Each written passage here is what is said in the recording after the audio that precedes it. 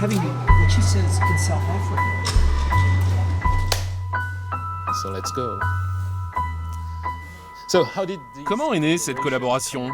Lequel de vous deux a convaincu l'autre de faire ces planches ? Pour moi, c'était vraiment le résultat de mes conversations téléphoniques avec Joe, d'un côté du pays à l'autre.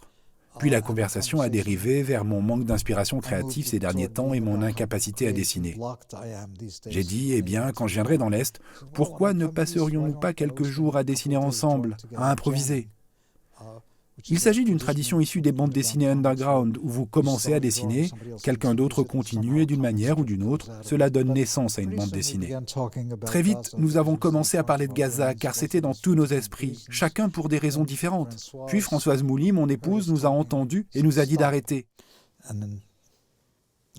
Je suis son mari, je dois m'arrêter. Et elle m'a alors répondu, « D'accord, je vais vous connecter via Zoom et ensuite, quoi que vous disiez, si ça commence à devenir intéressant, transcrivez simplement ce dont vous parlez. »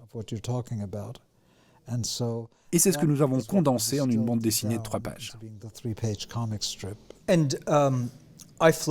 Je me suis rendu 2 fois sur place et nous avons passé 4 jours ensemble à chaque fois, travaillant pratiquement côte à côte, écoutant de la musique, dessinant, décidant peut-être de l'aspect d'une planche. Nous chamaillons un peu à propos de certaines choses.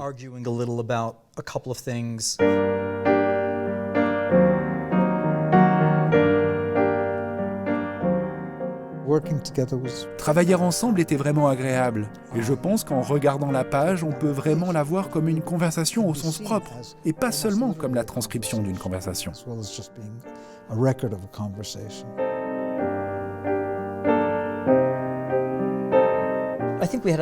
Je pense que nous avions une bonne compréhension de la manière d'organiser les choses. Et je pense que si j'avais joué un rôle prépondérant dans une planche, je t'aurais laissé de la place et tu aurais fait de même. Le fait d'avoir vos propres personnages, vos avatars dessinés, ça a dû faciliter les choses, non ? Pour une conversation, bien sûr. C'est une conversation, mais pas sur le même ton. Art a les punchlines, Joe est plus sur un mode interrogatif. Joe est un intervieweur de profession, autant qu'un dessinateur. Je ne pense pas que nous essayions de mettre en avant notre personnalité, mais je pense que naturellement, il y avait une différence de ton entre Art et moi, et cela s'accordait bien ensemble. Une des premières choses qu'on voit sur la page 1, ce sont tous ces yeux énucléés. Il y a à la fois la notion de vengeance, œil pour œil, mais aussi votre vision de l'événement et de l'histoire qui se joue. Vous savez, dans les bandes dessinées, il existe ce qu'on appelle le splash panel, c'est-à-dire la première page qui vous donne une idée de l'histoire avant même que vous ne vous y plongiez, quelque chose qui vous attire dans le sujet. Ici, il était naturel de commencer ainsi, car tout tournait autour de la vengeance et de la contre-vengeance. Et donc la loi du talion est l'une des premières choses qui nous est venue à l'esprit lorsque les Palestiniens ont procédé au massacre du 7 octobre, puis à partir du 8 ou du 9, c'est Israël qui a réagi. Donc ce n'était pas œil pour œil, mais finalement 1000 yeux pour un œil. Et cela valait la peine d'être dessiné et d'avoir une image qui finit par avoir une sorte de qualité graphique d'affiche. Ce qui est un bon moyen de faire passer le message. Sur chacune de ces pages, il y a au moins une image qui attire l'attention et donne le thème de la page. Dans l'expo, il y a une quantité de croquis de Netanyahou. C'était une des plus grandes difficultés. Difficile à ce point ? Quasi impossible, car Netanyahou n'a pas de visage. Si vous êtes dans le métro et que tous les passagers sont des hommes, vous vous dites simplement « Oh, il y a beaucoup de Netanyahou ici ». Mais trouver les détails qui caractérisent une caricature est très difficile avec lui. Il est gros, il n'est pas gros, il sourit, il grogne, tout cela en même temps. Mais il n'a pas l'air distingué. Pour moi, il ressemble à un vendeur de chaussures. Avec la plupart des personnalités publiques, après une semaine, les dessinateurs qui se spécialisent dans la caricature trouvent exactement comment dessiner Charles de Gaulle, par exemple. On sait donc exactement quel nez dessiner, quelle expression lui donner. Je n'ai jamais vu cela avec Netanyahou. J'ai cherché sur Internet pour voir ce que d'autres personnes avaient dessiné. Rien ne se ressemble. et rien ne lui ressemble vraiment. Je crois avoir compté 43 petites têtes différentes de Netanyahou avant d'en choisir une. Et même la 43e ne me semblait pas tout à fait correcte. J'ai donc superposé un calque sur l'un des croquis et je l'ai coloré en vert. Et dès que le visage est devenu vert, il ressemblait exactement à Netanyahou, car c'est la couleur des monstres, comme Frankenstein. Il m'a donc fallu beaucoup de temps pour remplir ce petit morceau de carton de 2,5 cm. Joe Sacco, cette guerre a-t-elle pour vous une dimension plus personnelle ou plus intime que pour nous, qui n'y sommes que des simples témoins? Je ne peux pas dire ce que vous ou d'autres personnes pensaient de ce qui se passe. Je ne connais que ma propre réaction. Et Gaza occupe une place particulière dans mon cœur. J'y ai passé beaucoup de temps. Les gens y ont été très hospitaliers avec moi. Vous savez, j'ai écrit tout un livre sur ce qui s'est passé à Gaza dans les années 1950 et un autre sur le début des années 2000. Je connais très bien beaucoup de ces rues. J'ai séjourné dans les camps de réfugiés. Alors, voir tout cela détruit, voir toutes ces vies perdues et ruinées, oui, vraiment, cela m'a beaucoup touché. Donc oui, Gaza est en quelque sorte dans mon sang. Très vite, sur la première page, la question des termes se pose. Il s'agit de nommer les choses. Et vous n'avez pas peur des mots, hein? Vous n'avez pas peur d'appeler un chat un chat. Ce qui m'a frappé, c'est que j'avais initialement écrit « génocide » dans la bulle. Et je me suis dit, non, j'ai une meilleure idée, génocidesque.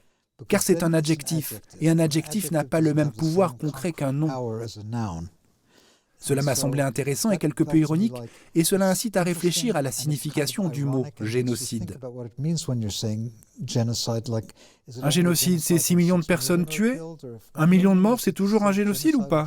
Et juste 1 millier? Vous partagez ce point de vue, Joe? J'ai parfaitement compris le point de vue d'Art, et c'est son point de vue.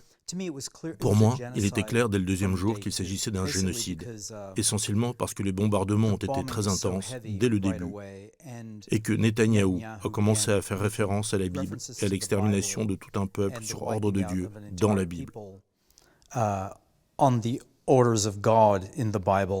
Je me suis donc dit, d'accord, il laisse entendre que cela va aller au-delà de la loi du talion, voire au-delà de 1000 fois la loi du talion. Il s'agit d'une forme de représailles qui va déboucher sur un génocide.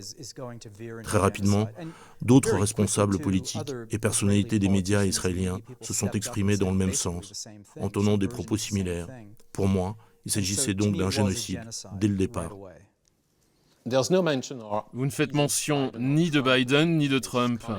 Pourquoi l'Amérique reste-t-elle hors champ dans ces pages? Parce que c'est omniprésent à partir du moment où 2 personnes vivant en Amérique parlent de cette situation. Pour pouvoir exprimer sa colère contre Trump, il faudrait 5 livres remplis de venin. Et cela aurait été une bande dessinée très différente si on s'était contenté de dire « Regardez ce gros connard !» où il veut le prix Nobel de la paix, mais tout ce qu'il obtient, c'est le Nobel du paix, pas le Nobel de la paix. C'est trop facile, c'est une cible facile, et on risque de passer à côté du seul point qui importe vraiment ici, à savoir que nous subventionnons ce crime monstrueux. Et il faut se rappeler qu'on a fait ce comics sous l'administration Biden. Donc en réalité, le problème réside en quelque sorte dans la continuité de la politique américaine au Moyen-Orient, vis-à-vis d'Israël et des Palestiniens. C'est la politique américaine qui pose problème. On peut revenir sur le titre, « Plus jamais ça, encore et encore », et brandir ces drapeaux blancs. Est-ce que ça veut dire qu'il reste un tout petit peu d'espoir, ou est-ce que la situation est totalement désespérée? Je suis plus du genre à voir le verre aux 3/4 vide plutôt qu'à moitié plein. Donc s'il y a de l'espoir, il est minime, comme je ne vois pas comment on pourrait remettre tout ce dentifrice dans le tube. L'idée du plus jamais ça devrait avoir une dimension universelle. La leçon à tirer est que cela ne devrait arriver à personne, et c'est ce que nous essayons de faire passer. Il est surprenant que l'expression « plus jamais ça » soit presque controversée d'une certaine manière. Si vous l'interprétez comme un axiome universel qui devrait également s'appliquer aux Palestiniens, il devient controversé dans certains milieux, ce qui ne devrait pas être le cas. C'est pourquoi nous brandissons ce drapeau, ces drapeaux. Plus jamais ça pour personne est clairement la seule réponse possible, au lieu de « ouais, eh bien on va se venger de vous les mecs », ce qui est la façon dont cela a été mis en œuvre. Et donc, qui seraient les cerveaux supérieurs dont vous parlez dans la dernière case? Je veux dire, même ça, c'est presque un cri de désespoir aussi. Y a-t-il des cerveaux plus brillants que les nôtres?